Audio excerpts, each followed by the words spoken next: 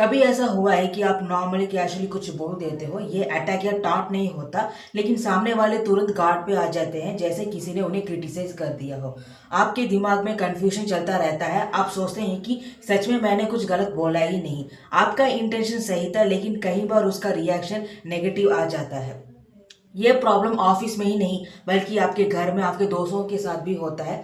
आपको लगता है कि आप नॉर्मल टोन में बात कर रहे हो, लेकिन सामने वाले उस बात को फीलिंग और इमोशन से सुनते हैं, लॉजिक से नहीं।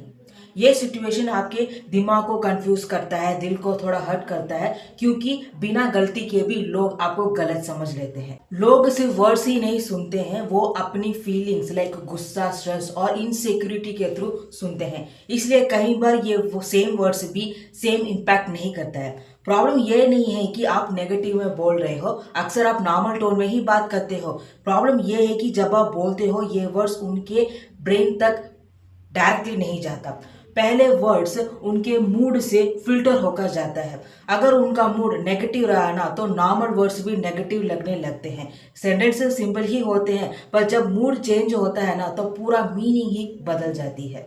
साइकोलॉजी के हिसाब से जब कोई इंसान ऑलरेडी स्ट्रेस्ड या इनसिक्योरिटी होता है, तो उसका ब्रेन ऑटोमेटिकली सेफ मोड में चला जाता है। इस स्टेट में नॉर्मल वर्ड्स भी अटैक जैसा फील होने लगती है। ये बात कॉमन है कि काफ़ी लोग अंडर प्रेशर रहते हैं, उसके साथ साथ कैरियर, सोसाइटी, कंपैरिजन, एक्सपेक्टेशंस भी होती हैं, जिसके वजह से कई लोग पहले ही इमोशनली लोडेड होते हैं। एक सिंपल एनालॉजी है, जब आप मिर्ची खाते हैं तो क्या होता है, नॉर्मल नमक से भी वो स्ट्रांग दिखती है, वैसे ही वर्ड्स के साथ भी होता है। यहाँ वर्ड्स सिंपल हैं, लेकिन लिसनर्स के इमोशनल स्टेट उसे शार्प बना देता है। इसीलिए रिएक्शन वर्ड्स से भी ज़्यादा मूड पर डिपेंड करता है।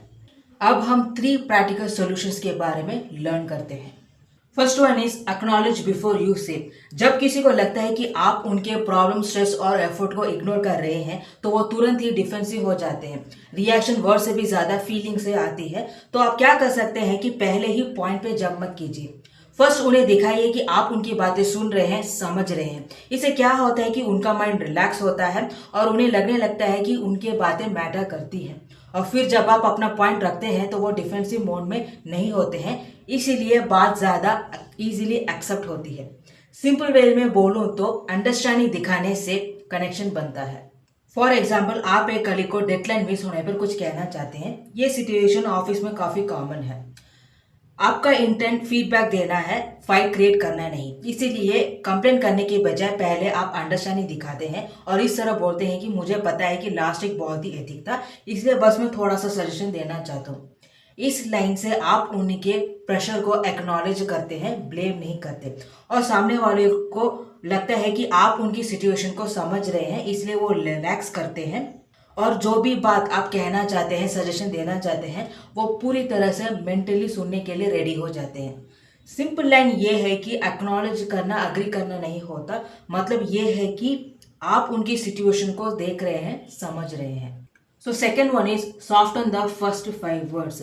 लिसनर्स का ब्रेन शुरू के फर्स्ट फ्यू वर्ड्स से ही डिसाइड कर लेता है कि सामने वाले उन्हें अटैक कर रहा है या नॉर्मल तरीके से बात कर रहा है। अगर उनके वर्ड्स हार्श और ब्लेमिंग हुए, तो उनका माइंड डिफेंसिव मोड में चला जाता है। लेकिन अगर आपके वर्ड्स जेंटल, काम और अंडरस्टैंड वाले हुए, तो सामने वाले रिलैक्स करते हैं और आपके बात तो ओपन माइंड से सुनते हैं। इसीलिए सबसे पहले वर्ड्स ज़्यादा पावरफुल होते हैं। फॉर एग्जाम्पल, आप अपने पार्टनर से ये कहना चाहते हैं कि फ़ोन का यूज़ ज़्यादा हो रहा है, ये टॉपिक थोड़ा सेंसिटिव है। अगर आपने इसे डायरेक्टली कहा ना, तो दोनों के बीच की फाइट ज़्यादा होने के चांसेस हैं। यही अगर आपने सॉफ्ट स्टार्ट से शुरू किया, तो गेम पूरा ही चेंज हो सकता है।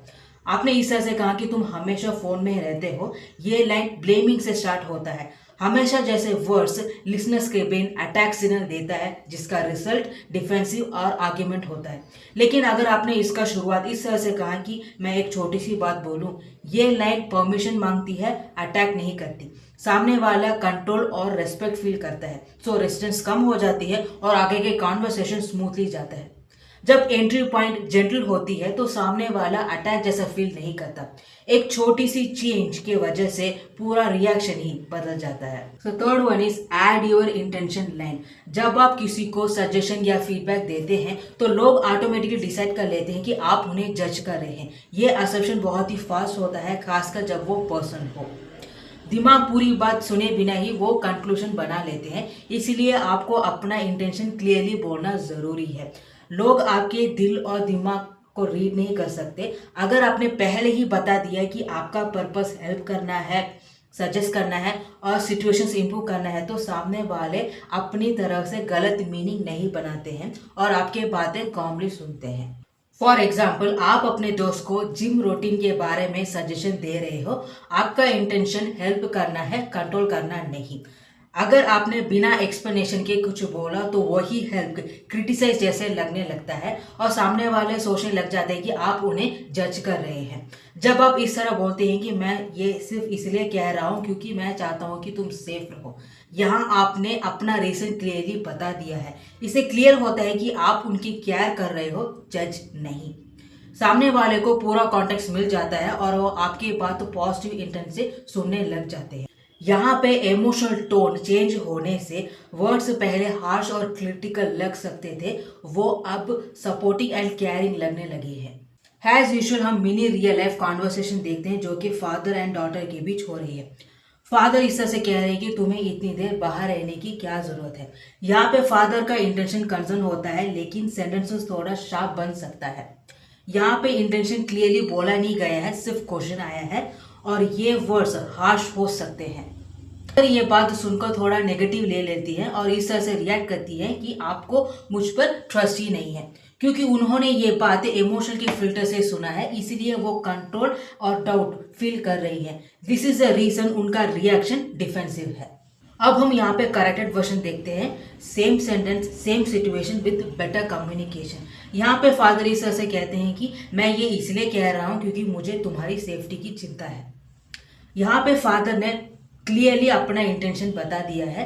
कंसर्न को रीजन के साथ बोलने से अटैक वाली फीलिंग खत्म हो जाती है। डॉटर को जैसे ही ये इंटेंशन समझ आ जाता है तो वो रिलैक्स हो जाती है और इस तरह से रिप्लाई करती है कि अच्छा ठीक है, मैं आपको मैसेज कर दिया करूँगी। डिफेंस ड्रॉप हो जाता है, कॉन्वर्सेशन फाइट से सॉल्यूशन पे आ जाता है एंड ट्रस्ट एंड सेफ दोनों रहते हैं। अब आपको ये 3 प्रैक्टिकल सॉल्यूशन समझ आ गया होगा। इसका सिंपल कम्युनिकेशन फॉर्मूला है। फर्स्ट वन इज एक्नॉलेज करो, मतलब सामने वाले को फील कराओ कि आप उनके सिचुएशन, प्रेशर और फीलिंग को समझ रहे हो। जब कोई फील करता है कि उनकी फीलिंग्स को समझा जा रहा है तो ट्रस्ट बिल्ड होता है और यही कॉन्वर्सेशन का फर्स्ट स्ट्रॉन्ग स्टेप है।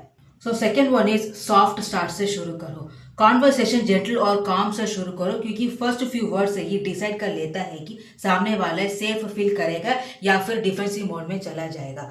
सॉफ्ट स्टार्ट रिएक्शन को कंट्रोल करता है। थर्ड वन इज अपना इंटेंशन क्लियर रखो। क्लियरली बताओ कि ये बात केयर, कंसर्न और हेल्प के लिए बोल रहे हैं, कंट्रोल या जज करने के लिए नहीं। जब आपका इंटेंशन क्लियर होता है तो वर्ड्स का मीनिंग गलत डायरेक्शन में नहीं जाता। जब आप ये 3 चीजें फॉलो करते हो ना तो आपका वर्ड्स नेगेटिव लगना बंद हो जाता है। कंटेंट सेम ही रहता है, बस डिलीवरी चेंज होती है और मिसअंडरस्टैंडिंग कम हो जाती है। So in the end words problem नहीं होते हैं, डिलीवरी एंड टाइमिंग प्रॉब्लम होती है। अक्सर हम कुछ गलत नहीं बोलते, मैसेज ठीक ही रहता है, पर जब हम गलत टाइम पर या गलत तरीके से बोला जाता है तो पूरी बात बिगड़ जाती है और नेगेटिव लगने लगती है।